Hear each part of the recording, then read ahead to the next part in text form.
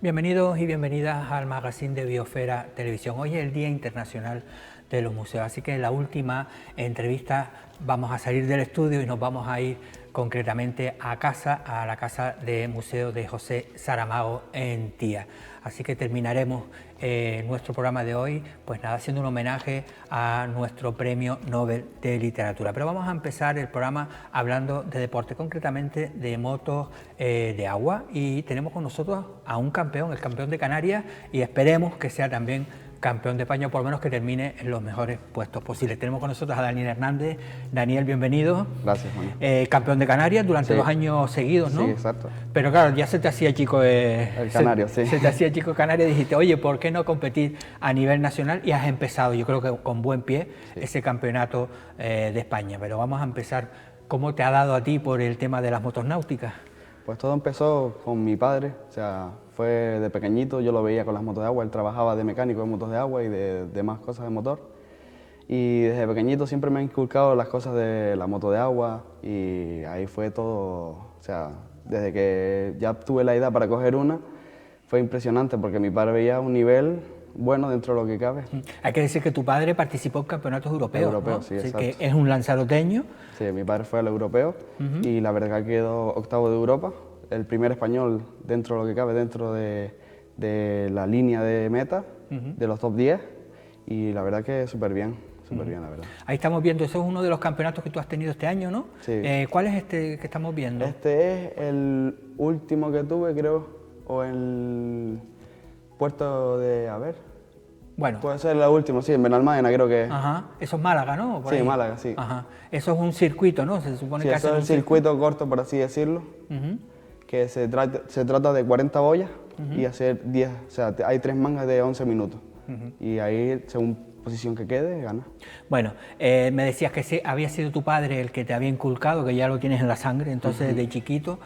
Pero a competir, ¿desde cuándo? Tú eres jovencito, 20 años. 20 años, sí. 20 años, así que llevas compitiendo poco o no lo sé. Llevo, creo que 5 años. Ah, ¿desde los 15 años ya se puede competir? Sí, desde los 15 años. ¿Y dónde empezaste? Aquí en Lanzarote. Mi primera carrera fue en Costa Teguise, que la organizó la Federación Canaria y me dejaron participar en la prueba de Costa Teguise, sí. Te dejaron participar porque no tenías edad, se supone. Supuestamente no tenía la edad, porque en el Campeonato de España hay una serie de niños, hay una categoría de niños que hasta creo que de 6 años están compitiendo en otra modalidad que es de jet ski y ahí sí permiten. Vale, entonces empezaste con 15 años y llevas ya 2 años siendo campeón de Canarias, ¿no? Sí.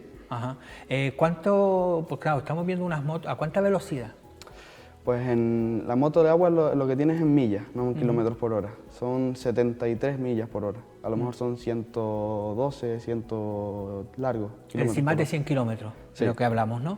Eso significa que hay que es una velocidad importante, muy grande, sí. Y también hay un riesgo, ¿no? Exacto. Claro. El tema de mar, con las olas, tienes que estar siempre atento. Tú ya te has pegado unos buenos talegazos, ¿no? Sí. Muy buenos talegazos. La primera prueba tuvimos 2 pequeños accidentes por el Mediterráneo, que por así decirlo, que es muy diferente al Atlántico, que es muy ratonero el Mediterráneo, perdón, y nos caímos al agua 2 veces, pero pudimos remontar. Claro, a caerte a esa velocidad tiene porque duele, yo no sé si van con algún tipo de protección. Solemos llevar espalderas, cascos, guantes, chaque largo, botas, espinilleras también, para protegernos si nos da otra moto, y con eso vamos. Vale, ¿y qué requisitos a la hora de competir? Por ejemplo, nosotros estamos acostumbrados, bueno, yo he cogido una moto de agua, mucha gente lo ha hecho, pero para competir, evidentemente la velocidad, pero ¿qué diferencias hay cuando nosotros vemos a alguien que va a mucha velocidad por el mar a realmente competir? Normalmente la gente que suele coger una moto de agua de fin de semana va loca, o sea, no sabe lo que está, por así decirlo, no sabe lo que está haciendo. Para correr en moto de agua tienes que tener o sea, la mente abierta, ver dónde va la ola, la corriente, el viento, aprender a controlar la moto y no derrapar, siempre tener tracción en la moto. Son cosas muy diferentes el coger una moto de agua a competir. Claro, lo vemos en Fórmula 1, en la Fórmula 1, bueno, también, pero en las motos, en las competiciones de motos, esas trazadas, Exacto. todo eso hay que ir aprendiéndolo, ¿no? Exacto, eso no se coge de día para día, eso es ir practicando, practicando, practicando hasta que se coge ya. Claro, estabas diciendo la gente es muy loca, claro, mucha gente al coger una moto piensan que, bueno... Que es un juguete y no, eso ¿no? nos afecta muchísimo a nosotros. O sea, para temas de si te quieres dedicar a este deporte, afecta a mucha gente. O sea, cuando vas, por ejemplo, en verano, Papagayo, la gente va muy loca, muy pegado a la costa, o sea, va muy rápido y nosotros siempre que entrenamos nos intentamos alejar de costa para no molestar a los que se bañan y a los barcos. Claro, que al final piensan que ustedes son lo mismo, ¿no? Exacto. Y realmente ustedes sí tienen, lo tienen claro, primero el deporte, la formación. Exacto, que también necesitamos, hay cursos para hacer, no es un curso en sí, pero tienes que sacarte como una mini titulación que es obligatoria, pero hoy en día cualquiera se la puede sacar porque no hay que hacer ningún examen ni nada, es todo teórico y eso es lo que nos afecta muchísimo a nosotros, porque todo el mundo lo puede tener. Vale, tenemos el campeonato. ¿Cuántas pruebas se han disputado ahora? Dos pruebas. Dos pruebas. Y ahora faltan otras dos últimas pruebas. ¿Y estás en qué puesto? Ahora mismo de la general estoy segundo de España. Hablamos de una categoría también, ¿no? La tuya creo que es GT2. GP2, sí. GP2, Eso es una categoría, por así decirlo, está GP2 y GP2 promoción, que al ser mi segundo año todavía estoy en promoción.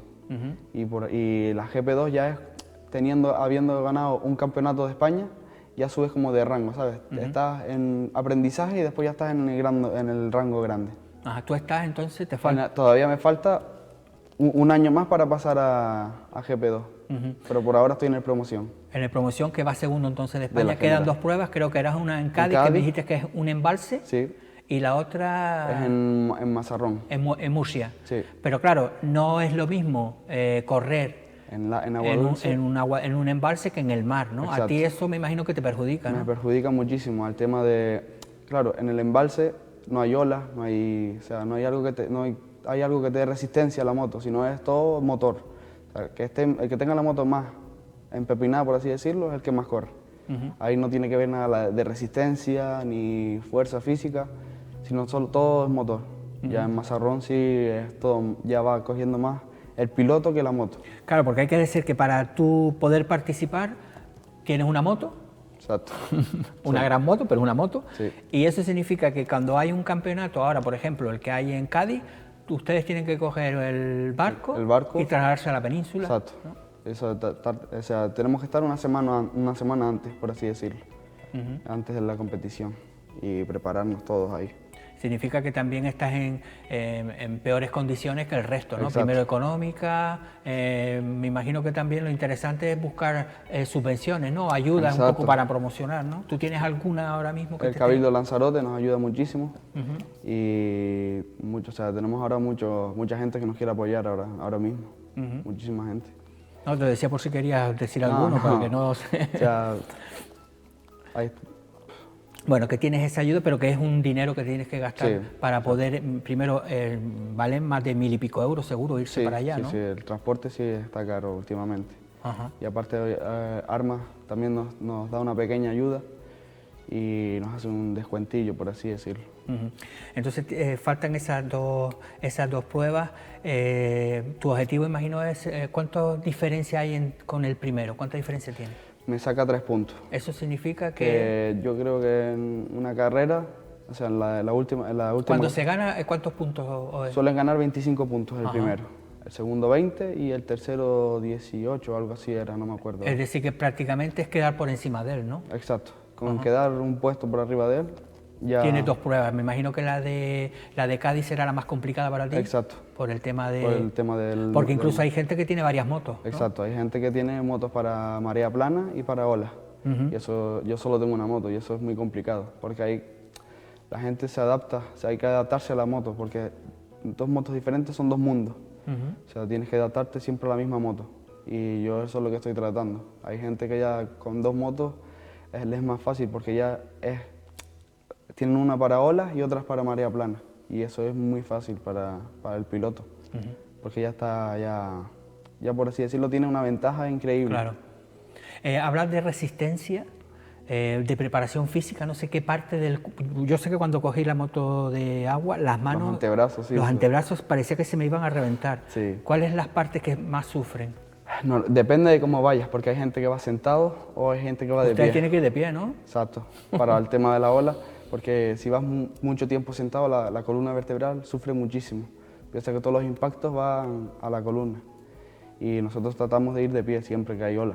Cuando está la marea plana, sí te Es puedes decir, que aquí permitir. a la gente del Lanzarote les aconsejaría que cuanto más de pie fuera, mejor, ¿no? Exacto, para que la espalda no le sufra tanto. Lo único que sí que va a cansar mucho son las piernas y los brazos, porque estás haciendo el doble de esfuerzo al estar sentado.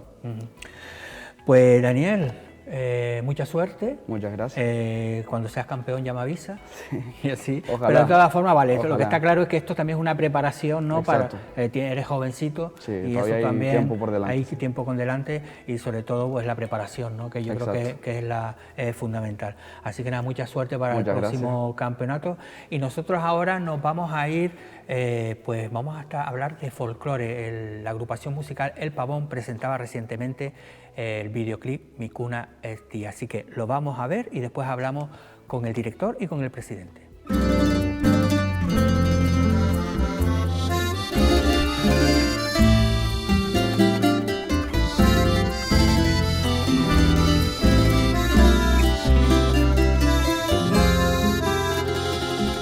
Soy Alicio y aroma de malvasía, Lanzarote mi esencia, mi cuna es tía.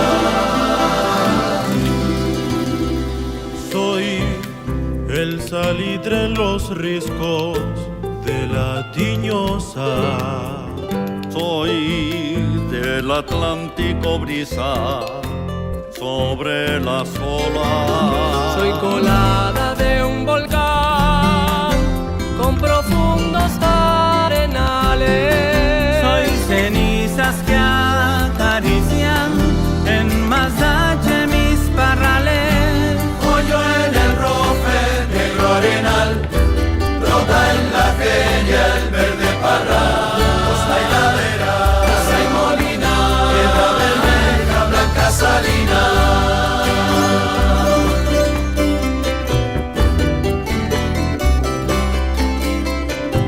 Brota en el rofe, La malvasía, soy Lanzarote y mi cuna es tía. soy donde Gaida se asoma, Macher molienda. Soy Taro, ermita y barranco, morro y vereda. Soy del azote un romance, de Saramago una poesía. Soy de Ulpiano de boleada y de Ico soy folía. Suena el armonio por Candelaria, suben novenas, ranchos de Pascual, de Reina, Pago la Lava, San Canales de Guardilama. Coño en el rofe, negro arenal, brota en la feria el verde parral. Costa y ladera, casa y molina, tierra bermeja, blanca salina. Suena el armonio por Candelaria, suben novenas, ranchos de Pascual, de Reina, Pago la Lava, San Canales de Guardilama. Brota en el rofe, la malvasía, soy Lanzarote y mi cuna es Tías, mi cuna es Tías.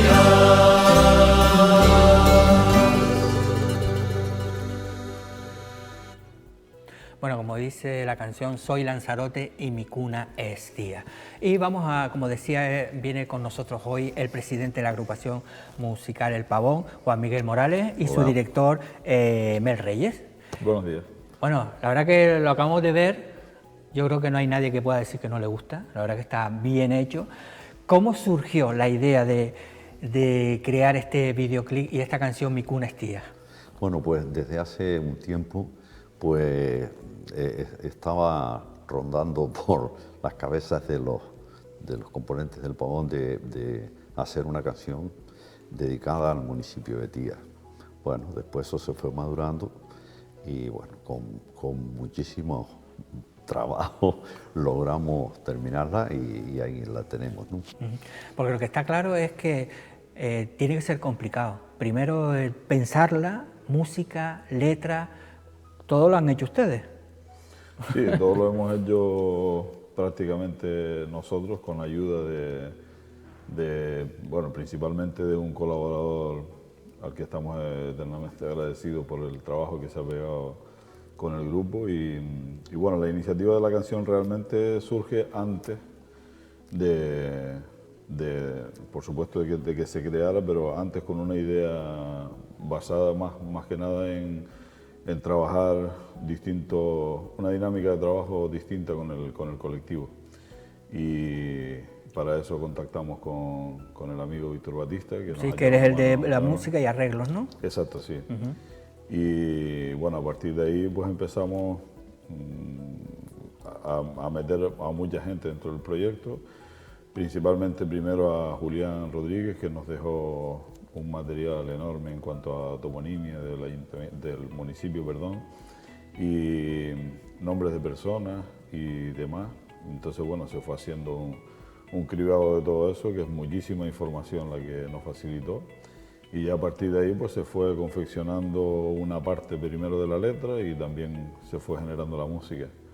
La música que, bueno, aunque pueda parecer un tema distinto, que lo es, no deja de tener una base musical también de raíz. Sigue siendo, bueno, se escucha perfectamente en el tema una parte de Seguidilla de Lanzarote y una parte de la melodía también de la contradanza, que, bueno, nosotros los que somos de Tía nos hemos criado con la música del rancho toda la vida, del rancho de Pascua. Y esa es una de las melodías principales del rancho de Pascua. Entonces, por eso quisimos también que esa melodía estuviese incluida en el tema. Es decir, que aquí no se ha dado, como se dice, sin hilo, ¿no? Puntada sin hilo. Puntada sin hilo.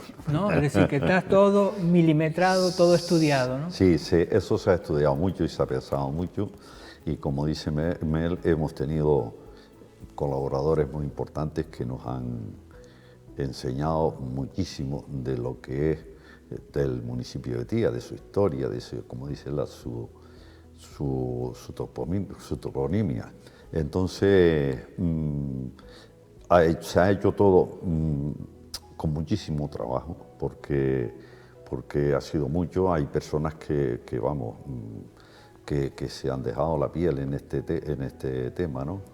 Y bien, pues gracias a Dios todo.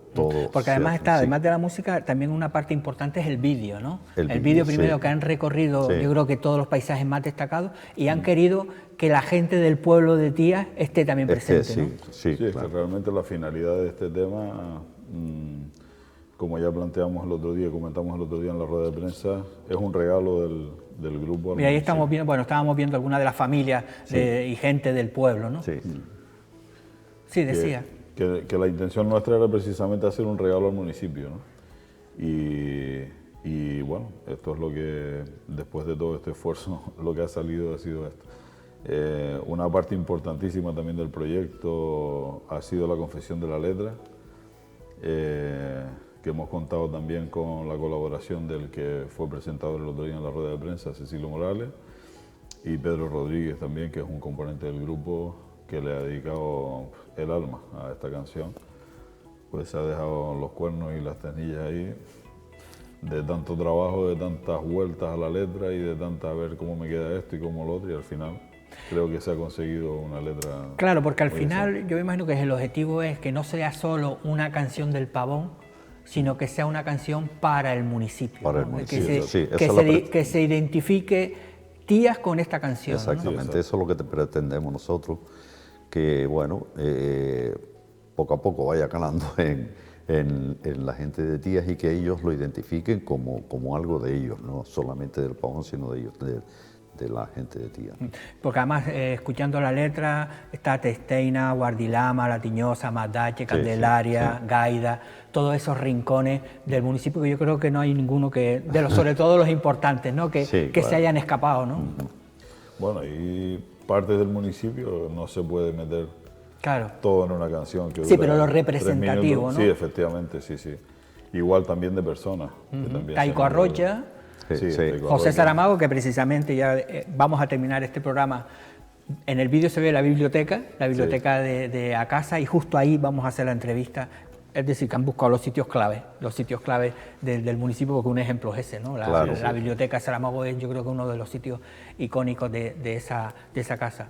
Han buscado eso, personajes también que identifiquen a Tías, ¿no? Sí, unos que están, que son los que, como comentas, los que aparecen ahí. Está... El azote también, ¿no? Sí, el azote también. Y luego también hay una parte de la letra que hace una pequeña referencia a la armonía, por ejemplo, de la Candelaria. Suena la armonía por Candelaria. Y que yo creo que todos los que somos del municipio recordamos a la figura de Benigno Díaz, que fue el impulsor del rancho Vasco Antía y que siempre tuvo... Yo creo que es el padre de Nino Díaz, ¿no? Exacto, el padre de Nino. De hecho, el que sale en el vídeo es el otro hermano de Nino, que es Bosco, el que sale tocando la armonía. Y entonces, bueno, hay una serie de detalles ahí también que, evidentemente... Sí, que hay que coger la letra y hay que también leer entre líneas, que a veces, ¿no? Sí. Decir, sale esto, pero ¿por qué sale esto, no? Sí, efectivamente. Que eso también a veces es la dificultad de hacer una letra, ¿no? De decir, oye, sale esto, pero hay una razón de ser, ¿no? Y eso... La confección de la letra ha sido muy laboriosa, ¿eh? Ha sido muy laboriosa porque Pedro ha escrito ahí lo indecible, porque después había que por ejemplo, pasar lo que es la letra para coordinarlo con la música, con lo que es la parte musical, ¿no? Y ha escrito muchísimo. Claro, es decir, que una Sí, cosa claro. es lo que hemos visto aquí Claro, y otra es que, sí, ¿no? sí. Tallar, poner, tachar, ¿no? Eso. Que eso a veces Ha sido un es más trabajo muy difícil importante. quitar que poner. Siempre se suele decir, ¿eh? Que a veces es que quito, ¿no? Claro. Y en eso. Pero esto, claro, esto significa que van a tener que presentarlo ya, Sí, no claro, en un claro. videoclip, sino en un acto como Sí, Dios manda, sí, como sí. se suele decir, Sí, ¿no? sí, seguramente lo presentaremos ahora el día 10 de junio, que es nuestro 25 encuentro de música popular, y allí pues ya lo cantaremos en directo. Eso ya está preparado, ¿no? Porque si es el día de junio ya lo tienen que tener. Sí, sí, ¿Dónde sí. va a ser ese acto? Donde siempre en el terreno de lucha, Ulpiano Rodríguez. Que aparece también en el vídeo, ¿no? El terreno de lucha, Sí, ¿no? sí. A las 8:30 pues ya vamos dando horas y todo para que la gente que lo oiga pues se vaya organizando si les apetece ir, ¿no? Eso cae un sábado. Un sábado, ¿no? Bien, entonces ese justo, además todo va coincidiendo, ¿no? El 25 aniversario Sí. también, es decir, que también tiene... Sí, me imagino sí, que también sí. querían que coincidiera con esa fecha, ¿no? Sí. Esto es muy importante para nosotros tener esta canción porque eso lo queríamos nosotros ponerla en el público en nuestro encuentro el 25, ¿no? También tú tienes un estudio, ¿no? También ahí han trabajado con eso, ¿no? Sí, vamos. Sí, algo- También hay que decirlo. Algo hemos hecho, sí. Sí, la parte de la música, cosas se grabaron en Rebumbio, en Las Palmas, en Gran Canaria, con Luis Marrero, por medio en el estudio de Luis Marrero, pero con el productor musical Carlos Más, que es el que estuvo allá y estuvo también aquí en el estudio nuestro grabando. Aquí pudimos meter todos los coros y los solistas y demás, lo metimos aquí. ¿Y cuántos días estuvieron para lo que nosotros hemos visto en casi 3 minutos? No, Pues, pero pues, muchas horas, sí. Muchas horas, sí. Muchas horas. Porque, bueno, de todas formas, grabar una canción pues conlleva rectificar otra vez y tal. Y estuvimos, el último día estuvimos hasta las 3:30 de la mañana. Es decir, que tenían los primeros que tenían ganas ya de que terminaran eran ustedes, ¿no? Pues, claro, es que a veces la gente lo ve, ¿no? Y Sí, el sí. trabajo que hay detrás, ¿no? Claro. Es un trabajo que ya estamos hablando de ya la grabación también, que eso también también Claro. hay unas imágenes, yo creo que muy bonitas, ¿no? Eso para eso son los drones estos que gracias a ellos Claro, se sí. están haciendo y buscar también esa gente también del pueblo, ¿no? Que Claro. imagino que todo el mundo encantado. Sí, claro. Bueno, no. Lo que te habrán dicho mucho es ¿y por qué no estamos nosotros, no? Ahora que está tan bonito, ¿no? No, sí, nosotros cuando contactábamos con estas personas, vamos, todo el mundo se ofrecía desinteresadamente, pero muy contento. Ujú. Y el título costó mucho, porque claro, el título también, ¿ya lo tenían también claro? No, No, surgió después, ¿no? surge con la letra y surge con la letra pues porque coincidió así. De hecho, estuvimos en la tesitura de no poner ni siquiera Tías, porque se entiende que es una canción del municipio, pero bueno, después hay cosas que piensas que no tienes que poner o que no debes y las cambias y tal, hasta que va quedando una forma más o menos compacta y que pegue, ¿no? Que alguien dice, yo también soy de Tías, ¿no? Claro, además yo creo que es Tías, pero yo creo que también le dan ese papel importante a la isla de Lanzarote, ¿no? Claro, sí, también. Es decir, que somos de Tías, pero Lanzarote yo creo que está vinculado, ¿no? Exactamente, sí. Que puede ser un himno de Tías, pero que también Lanzarote juega un papel muy importante. Sí, ¿no? claro, claro. En parte de la letra nombramos a la isla de Lanzarote y a ti. ¿Y qué fue? Ahora, una vez que lo han visto, ha sido hoy, me imagino que ya está ya corriendo por las redes sociales y demás, ¿cuál es eso que la gente le transmite? Cuando ahora las han visto, le dice Juan Miguel, me ha encantado. Todo el mundo, a mí me ha sorprendido porque veo a gente entusiasmada, bueno, y emocionada. Allí cuando nosotros lo presentamos en Puerto del Carmen, en La Tiñosa, nos dimos cuenta que había gente que se había emocionado y eso a nosotros, pues nosotros también nos emocionamos, ¿eh? O sea que yo creo que esto ha llegado al alma de muchas personas de Tías, ¿no? Pero además yo creo que hay que verlo en pantalla grande, ¿eh? Eso yo creo que también, nosotros aquí lo estamos viendo en una pantalla, pero digo que una pantalla, ¿no? en Puerto del Carmen no era muy grande, ¿no? No, más Por o menos eso. como esta, ¿no? Pues Sí. Por eso, pero yo creo que quizá un poco esto más, en un sitio con una pantalla, yo creo que todavía tiene que impresionar muchísimo más. Pues seguramente que sí. Eso- No, también la exposición que se hizo con respecto a la rueda de prensa fue pues eso, entendiendo que había que dar una explicación al Claro. pueblo del porqué de la canción y mostrarles a todos ellos que era un regalo que nosotros le damos al pueblo. Hemos tenido que hacer la letra y tendrá que estar entendemos que en el ayuntamiento porque es el sitio más Sí, ustedes natural al de- alcalde le regalaron, ¿no? Era Sí, sí, una realmente- especie de cuadro con toda la letra, ¿no? Exacto. Bueno, No pues, al claro, alcalde, sino es al al ayuntamiento. pueblo, es al Sí. ayuntamiento. Nosotros se lo Sí, sí, regalamos sí, al sí. pueblo. Exacto. Claro, y lógicamente quien lo tiene que Sí, recibir es el alcalde. es el alcalde. Pero bueno, pero que no es una cosa que estamos hablando que es para el ayuntamiento, ¿no? Lo que sí. representa a todos los vecinos del municipio. Exactamente. Pues nada, pues ya cuando sea el aniversario, pues ya hablaremos de esos Muy bien. 25 años. No sé si hay algún grupo invitado. No, este No, año en no. principio este año no. No tenemos grupos invitados porque lo vamos a hacer un poco diferente a otros años. Ajá.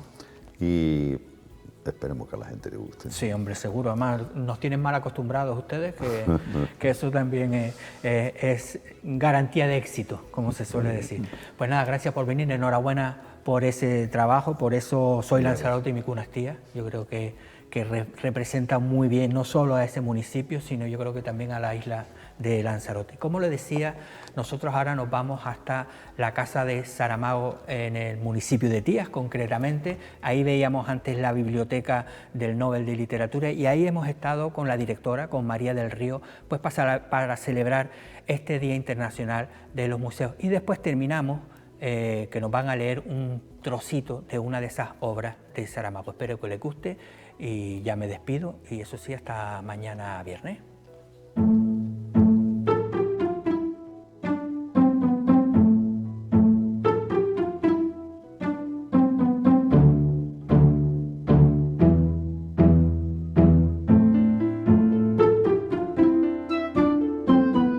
Bueno, y como les decía, hoy nos hemos trasladado, hoy el Día Internacional de los Museos, nos hemos trasladado a casa de Saramago, el museo del Premio Nobel de Literatura, que, bueno, era su casa y al final se ha convertido en un lugar de peregrinación para muchos de sus lectores, que además son miles. Y vamos a hablar con la directora de la ACASA, María del Río, bienvenida. Directora, pero muy poquito tiempo, ¿no? Que acabas de coger de nuevo ese cargo, ¿no? Me reincorporo ahora, yo era antes la subdirectora y bueno, Javier Pérez, mi marido, mi pareja se ha jubilado y bueno, ahora tomamos el relevo y la dirección la voy a llevar a partir de este momento, ya la llevo yo. Hemos decidido venir a la casa de Saramago, a casa, pero la casa de Saramago, porque yo creo que es un museo diferente, ¿no?, al que está acostumbrado la gente, porque no es para, bueno, recorrerlo solo, sino también para pararte. Estamos en la biblioteca, en su biblioteca, y necesita, yo creo que su tiempo, ¿no?, esa reflexión, pasear por donde él estuvo, por ese jardín, por esos olivos. ¿Cómo definirías tú a casa? Yo creo que a casa, y no porque la defina yo, sino porque cómo la define la mayor parte de la gente que viene a visitarla. Un espacio muy vivo donde está muy presente el espíritu de Saramago en la casa, en su cocina, en su biblioteca, en su despacho, en el jardín. Y era el objetivo, y la verdad que en ese sentido estamos muy satisfechas desde el 2011 que se abrió hasta ahora, porque es verdad que está presente en sus cosas, en sus objetos. No es un museo que quede como testimonial de objetos que quedan ahí inmóviles en el tiempo. Recibe mucho de la gente coge los libros, los abre, se lee un texto de Saramago, se toma un café. Hoy, por cierto, vamos a hacer un café especial por ser el Día Internacional de los Museos.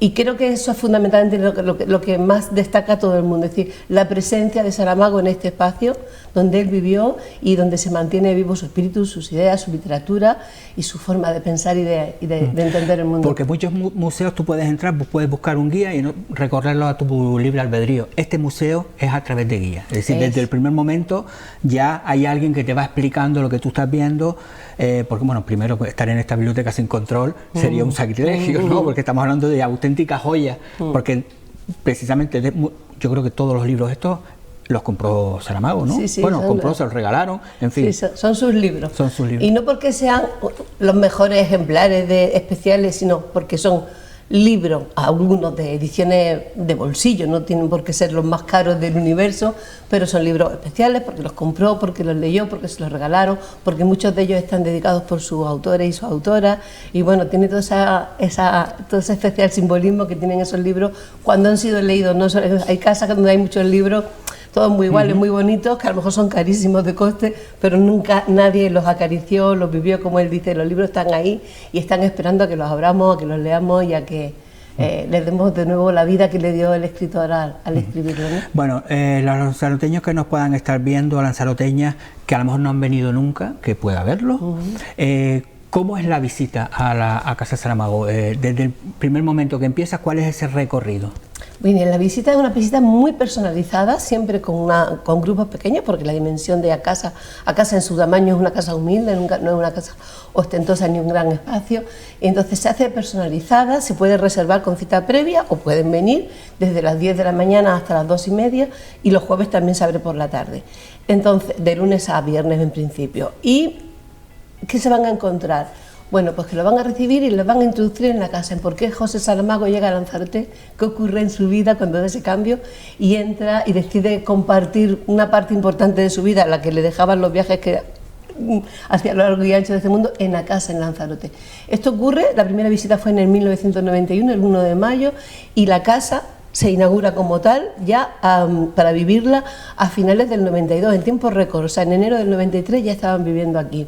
Se hizo muy rápido, fue un enamoramiento con la isla. Se explica cómo fue todo ese proceso y cómo a partir de ese momento la literatura de Saramago cambia, hablan y se comenta cómo deja de hablar de la estatua y habla de la piedra, de la materia de la que está hecha la estatua. Esto ocurre en Lanzarote. Desde que llega a Lanzarote, toda su obra literaria, todas sus novelas, desde el año 1993, están escritas en Lanzarote.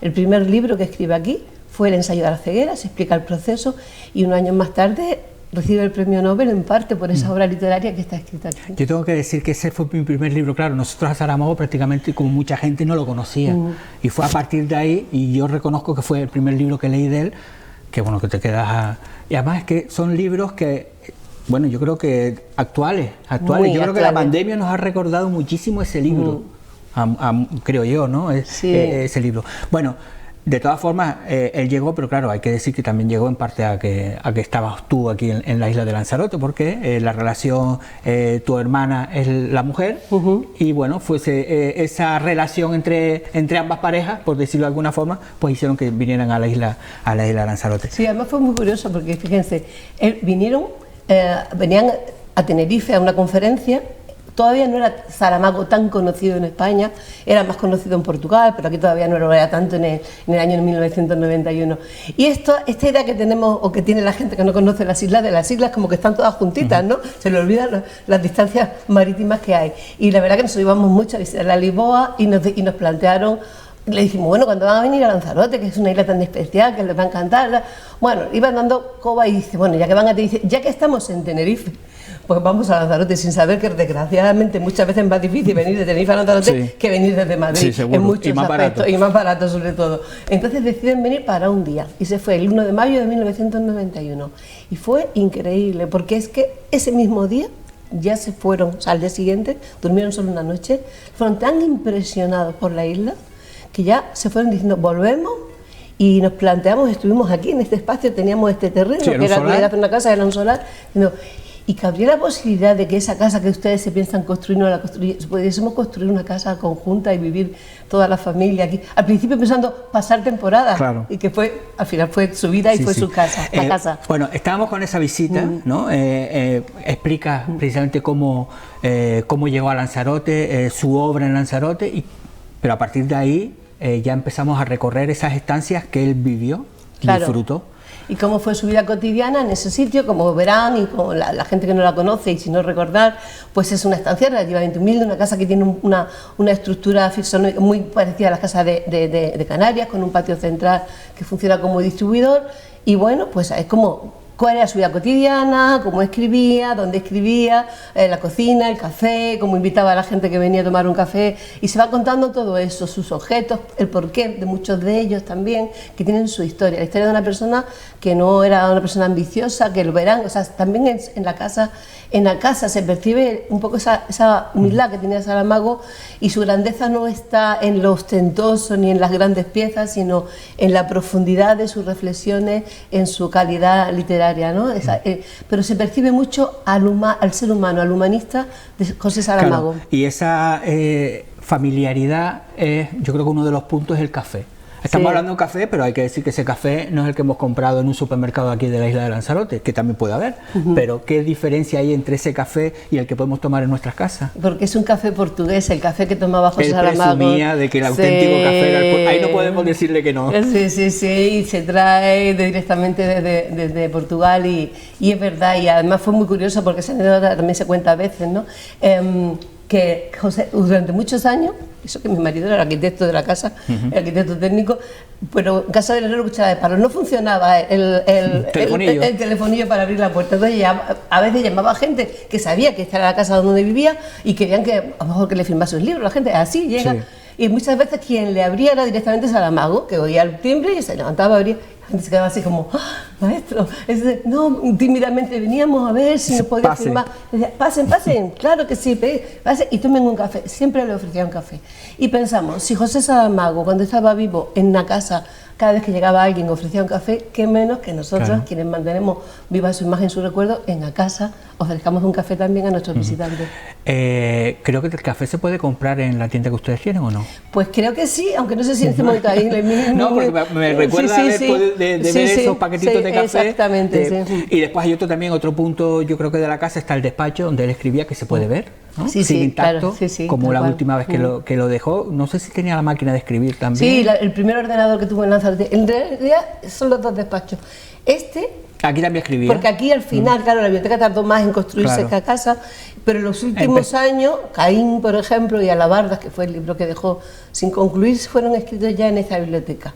O sea, allí fueron la primera parte de su obra, cuando aquí estaban todos sus libros, y también fue este otro espacio donde trabajó y escribió. Teníamos ese despacho y después también tenemos la terraza. Esa terraza que él escribió también mucho, ese olivo que se trajo también de su pueblo natal, creo, ¿no? De Aciñaga, sí. Aciñaga, que no sé si también que está aquí delante, Sí, ¿no? hay uno de Aciñaga y otro que es de Andalucía. Hace la fusión un poco. Allí, y él, bueno, con esas plantas, esas flores, siempre le gustaba sentarse ahí a ver el mar. Y ver el atardecer, la puesta del sol, sí. La verdad que hay esa silla que está en el jardín. Ahí me he sentado yo. Sí, claro. No sé si se puede sentar o no. Claro que sí. En la casa las cosas están para vivirla y para disfrutarla y para decirse. Hay gente que dice, ay, me impresiona sentarme, no pasa nada, siéntate y mira lo que él miró, y así también te sales con la idea, con de su imagen, de sus ojos, ¿no? Y después, una vez que ya la casa pues, viene ya, sale y entra, porque hay que decir que la biblioteca hay que cruzar una calle para venir precisamente aquí desde la casa, ¿no? Sí. Y después llegas aquí y yo creo que aquí, sobre todo los amantes de la obra de Saramago, se quedan impresionados. Claro, aquí es donde ya están todos los libros que no cabían en la casa, evidentemente cuando deciden, porque al principio es verdad que me vienen como para pasar temporadas, pero Saramago no es una persona de temporada, dice, no, esta es mi casa, a casa, que significa la casa en portugués, ¿no? Y en la casa fue su primera vivienda. Y su única vivienda en propiedad como casa así de habitar, ¿no? Entonces decidió ya que era aquí y trajeron todos los libros que tenían expresos en la casa en Portugal. Entonces, claro, no cabían, por muy grande que fuese su despacho, no lo era tanto. Y ya en esta biblioteca pues se juntó todo y ya cuando estaba ya todo organizado pues se vino a vivir aquí. Sí, esa es la segunda parte de la biblioteca, se explica un poco el orden de los libros, el porqué, tiene sus cosas muy curiosas que no vamos a desvelar para que los visitantes y las visitantes, porque hay una parte específica relacionada con la literatura de las mujeres que es muy curiosa y se llevarán una grata sorpresa cuando vengan para acá. ¿Recuerda el horario de la visita? De 10 a 2:30, 1:30 es la última visita, y por la tarde, los jueves, de 4:30 a 6:30. Lo ideal es reservarla. Concertar, es mucho mejor, sí, mejor, porque ya va, sabes el horario que viene, ya sabes el grupo. Con el grupo y muchísimo mejor. La verdad que en ese aspecto la pandemia nos ha venido muy bien, porque antes era más así cuando llegaba y así no hay esperas, ¿no? Como mucho 10 minutitos si acaso. Y después, por último, tienen la sala de juntas con otro recorrido de obras que se explican también, de las pinturas y grabados muy significativos del tema de la migración, del medio ambiente. Y finalmente se acaba en la tienda, que es un espacio donde están libros de Saramago a disposición y algunos objetos artesanales que se hacen en Lanzarote con artesanos y artesanas de Lanzarote y que solamente se hacen exclusivos para esta casa y que solamente se pueden obtener ahí. Yo sé que me decías que no hay que desvelar ningún detalle, pero yo creo que ahí hay uno que a mí me llamó la atención, que yo decía, ¿y todos estos relojes están rotos? Porque todos marcan una hora determinada, ¿por qué todo a las 5 de la tarde o por ahí? 4:10. Sí, creo que son 4:10. Sí. Bueno, por ahí. A las 4 de la tarde. 4:10 es la canción de Aute, que a veces lo confundo, son las 4:10, sí.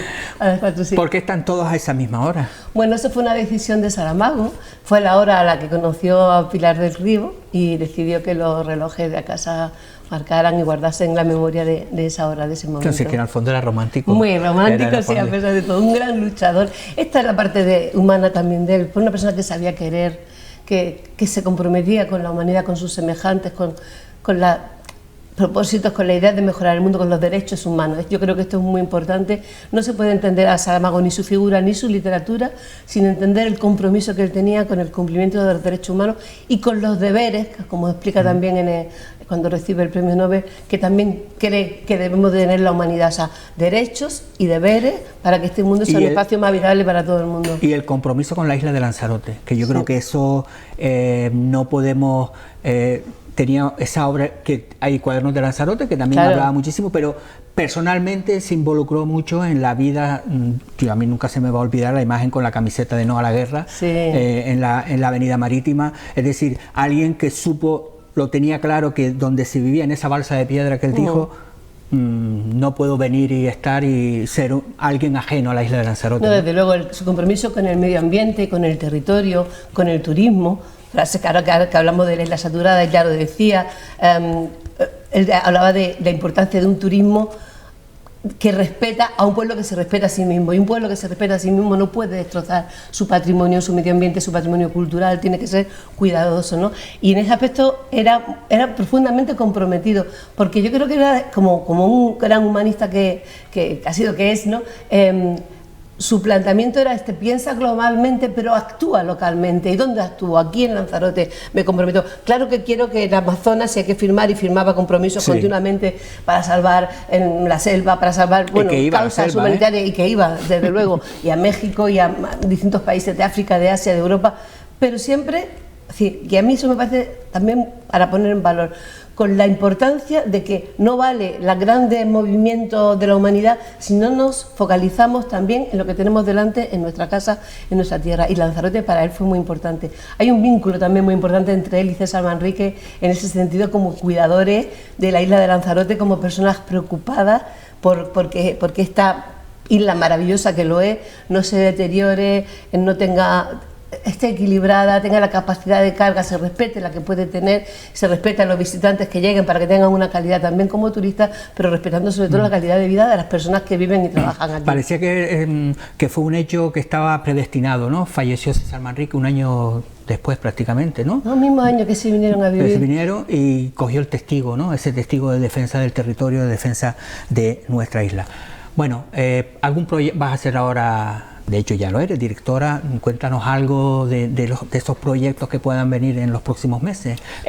Por cierto, el centenario ya está terminado. El centenario terminó, seguimos, ¿Sí? claro, como tal, porque hablamos de su año de nacimiento, pero seguimos trabajando, que fue el 22, seguimos trabajando con nuevas iniciativas que tienen que ver con la cultura y con sus compromisos. Una de las cosas que vamos a hacer, empezaremos a partir de la temporada de septiembre, va a ser, cada mes va a haber lecturas de libros de poesía, presentaciones de libros y lecturas.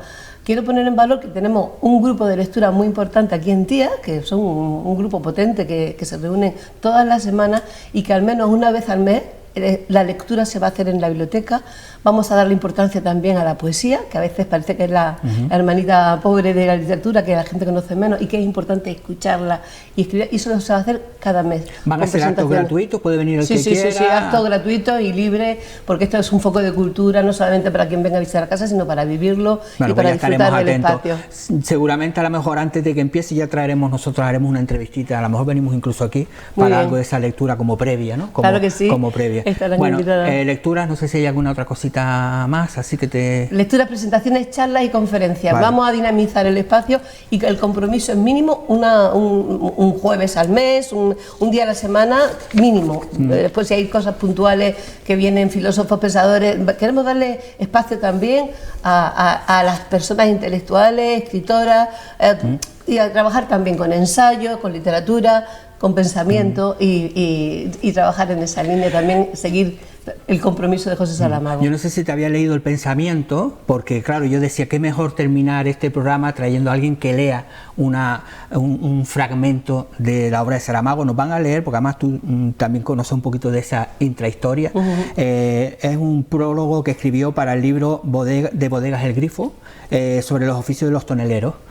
Vamos a tener ahora con nosotros a Manuel Ortiz, que nos va a leer un poquito de esa obra. ¿Tú recuerdas algo, no? Recuerdo perfectamente cómo fue el encargo. Conocíamos a Felucho, había sido carpintero en la casa, y a José Saramago, cuando se enteró que seguía la tradición de su familia, de Felipe, haciendo toneles, le fascinó, porque es verdad que son estas cosas bonitas de la artesanía de Lanzarote, que se mantienen vivos los oficios, y de esa manera, y le pareció algo muy especial, le gustó mucho, fue a visitarlo a su taller, y él le pidió, cuando se hizo el libro, hacer el prólogo, y con mucho gusto Saramago se implicó, porque ya digo, Felucho además fue una persona muy querida en esta casa, donde hay cosas trabajadas y hechas por él, y con mucho gusto Saramago, que siempre estuvo muy preocupado por la artesanía, como en sus libros, como en La Caverna, y en varios de sus libros deja constancia, pues pensaba en ese compromiso con lo local, también los toneleros, las personas que hacen toneles en Lanzarote.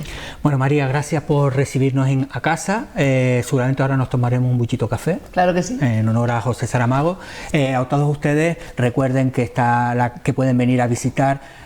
Se lo van a pasar bien, es un lugar, pues incluso hasta para reflexionar. Estamos en la biblioteca de José Saramago, hay muchísimas obras, y también, bueno, un lugar de encuentro para la isla de Lanzarote. Ahora, como les decía, vamos a terminar leyendo un fragmento de uno de esos libros, bueno, no libros, pero en este caso fue un prólogo que escribió José Saramago.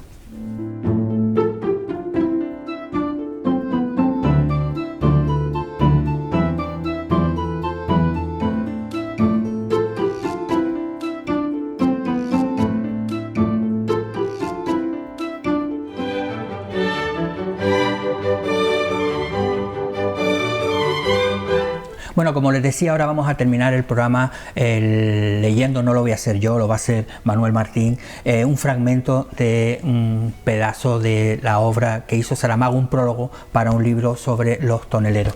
Don Manuel, gracias por venir. Usted pertenece a esos clubes que estábamos hablando, esos clubes de lectura que hay repartidos por la isla de Lanzarote, que aunque la gente no se lo crea, hay mucha gente que va.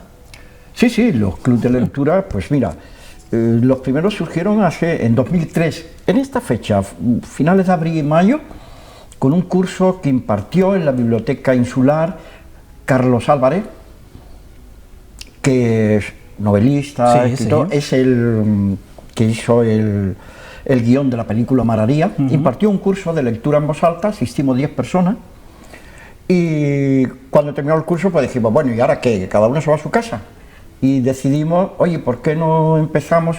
Hablamos con Félix Hormiga y empezamos a reunirnos pues semanalmente en el almacén. Después sabes que el almacén cerró, nos trasladamos a la Biblioteca Insular y ahí estuvimos hasta el COVID. Por eso yo digo siempre que le llamamos literatura viva, y porque murió de COVID.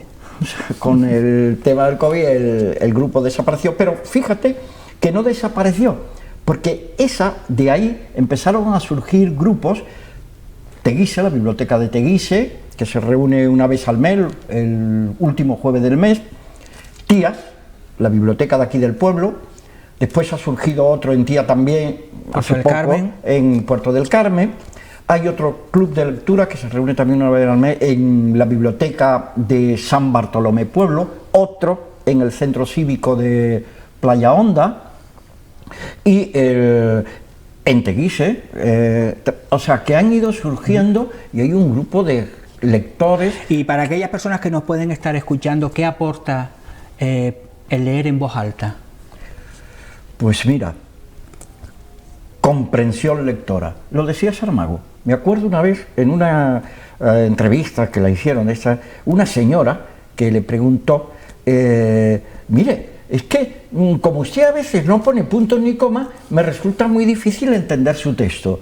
Respuesta de Saramago: señora, ¿ha intentado usted leerlo en voz alta? O sea, la lectura en voz alta te facilita la comprensión lectora. De ahí que tengamos ese déficit entre nuestros alumnos de comprensión lectora. Están ahí los informes PISA, últimamente se han publicado los últimos, en los que nuestros alumnos, los chicos y las chicas, fallan en los exámenes de comprensión lectora. Curiosamente, fíjate, dice, a veces fallan en matemáticas no porque no sepan operar, sino porque no saben leer. Porque no saben, no entienden qué es lo que le están preguntando. Usted también pertenece en la UNED, también han hecho un curso también en voz alta, y ahora creo que va a haber un acto final el día 24 de mayo a las 6 de la tarde, y es también alguien que Saramago, bueno, amaba muchísimo, que es de Federico García Lorca, ¿no? Sí, bueno, yo soy alumno de la UNED, desde que en estos cursos de la UNED Senior, desde que la UNED, los primeros cursos para UNED Serio los hizo para personas mayores, vamos, para entendernos. Para seniors.